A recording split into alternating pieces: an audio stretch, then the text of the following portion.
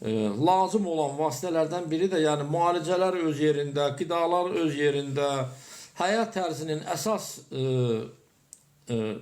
demək, vacib cəhətlərindən biri də hərəkətdir.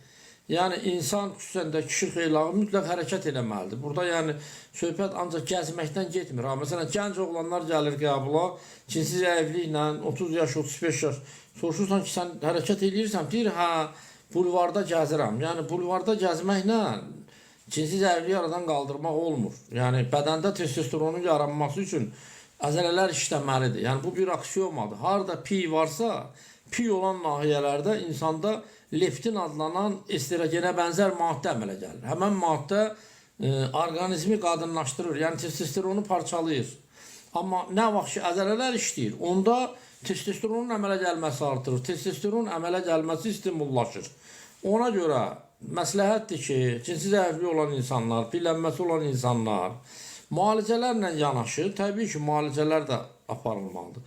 Həyat tərzində dəyişiklik eləsinlər. Həm o dediyim yeməklər barədə, həm də hərəkət barədə. Hərəkətə xüsusi fikir vermək lazımdır. Və burada heç də gəzməkdən söhbət getmir. Gəzmək belə deyək, ən sonuncu tədbirdir. Cinsi zəiflik üçün ən sonuncu əhəmiyyəti olan bir şeydir. Əsas burada nə lazımdır? Əzələ gücü sərf olunan 40-45 dəqiqə ərzində aktiv idman tələb olunur. Bu idman hərəkətləri çalışmaq lazımdır ki, bədənin böyük əzələləri işləsin.